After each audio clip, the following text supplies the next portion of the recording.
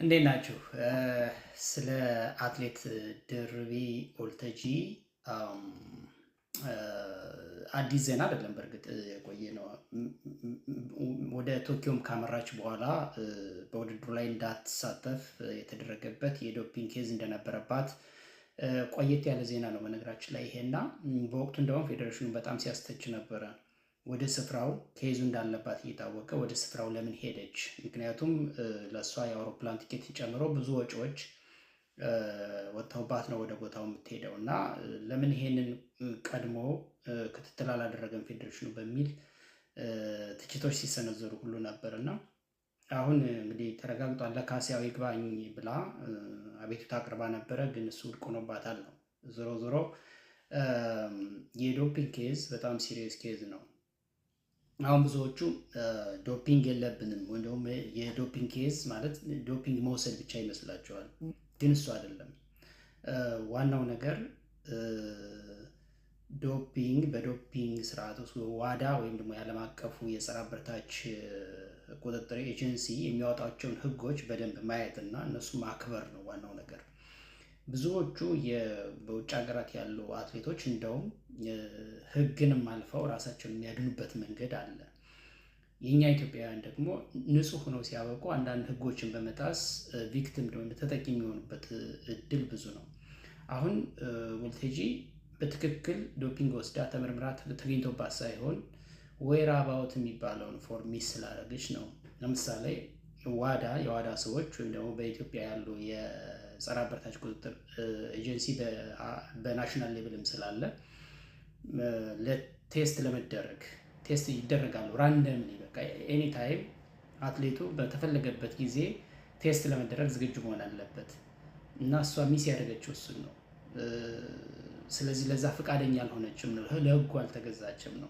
እሱም መሰረት አድርጎ 2 ዓመት እንግዲህ አስቡት። ይቺ ልጅ በጣም አክቲቭ በዓለም አቀፍ ደረጃ በብዙ ውድድሮች በግልም እንደ ሀገርም ሀገርን ወክላ በዓለም ሻምፒዮና፣ በኦሎምፒክ፣ በሌሎችም መሳተፍ የምትችል ጠንካራ አትሌት ነበረች። ከዚህ በጣም አክቲቭ ከሆነችበት ኤጇ ላይ 2 ዓመት የውድድር ጊዜ ሲቀንሱባት እንግዲህ ትመለሳለች፣ በዛው ጠፍታ ትቀራለች። የሚታወቅ ነገር የለም። ዞሮ ዞሮ በጣም ክሩሺያል የሆነው ታይሟ ላይ ነው የመጡባት የወሰኑባት እና በጣም የሚያሳዝን ነው።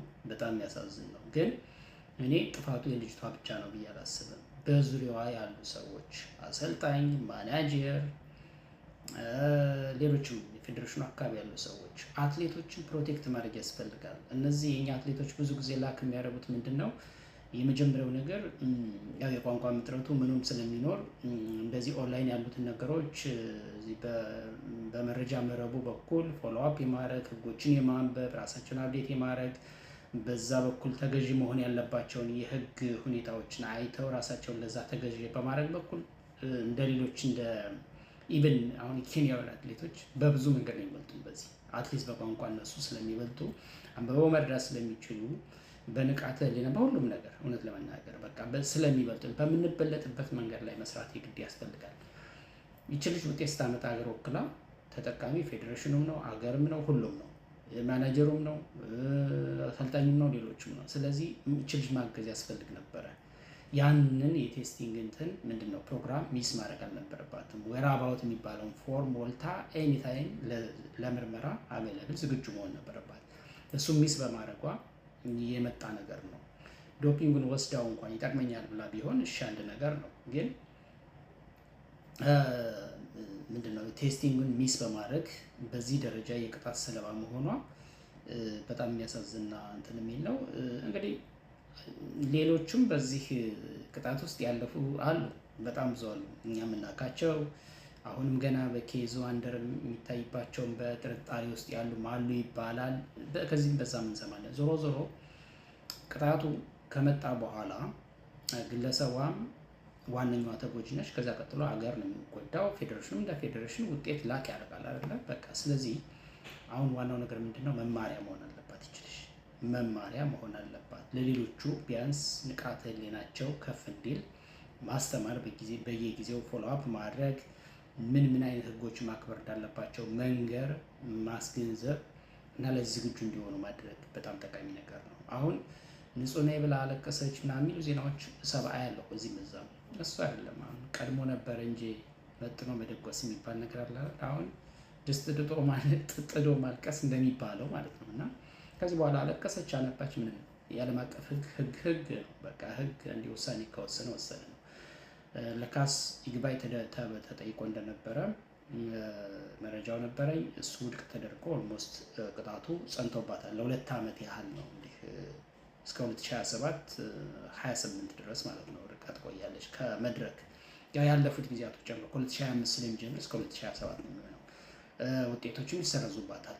ያገኘችው ሽልማትም ሚስ ታደርጋለች ማለት ነው። እና በጣም ጉዳቱ ከባድ ነው። ሩጫ እግር ብቻ አይደለም የሚሮጠው፣ ስነ ልቦና ጭምር ነው።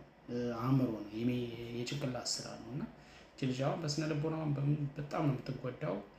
አሁን የሆነ ሆኗል። ከዚህ በኋላ 2 ነገር ነው ፌዴሬሽን መውሰድ ያለበት። አንደኛ ሌሎችን ኦሪየንት ማድረግ፣ ግንዛቤ ማስጨበጥ፣ የግድ ዶፒንግ ወስዶ መገኘት ሳይሆን ለዶፒንግ ቴስቲንግ በተፈለጉበት ጊዜ አበለብል አለመሆንም እንደዚህ አይነት አደጋ ሊያመጣ እንደሚችል ማስገንዘብና ጥንቃቄ እንዲያደርጉ ማድረግ አንድ። ሁለተኛ በዚህ ልጅ ሌሎቹ ትምህርቱን እንዲወስዱ ማድረግ። ከዚህ ቀጥሎ ግን ልጅቷን በስነ ልቦና ዝግጁ እንድትሆን ማድረግ ማገዝ በጣም ያስፈልጋል ባይ ነኝ። ለማንኛውም አይዞሽ።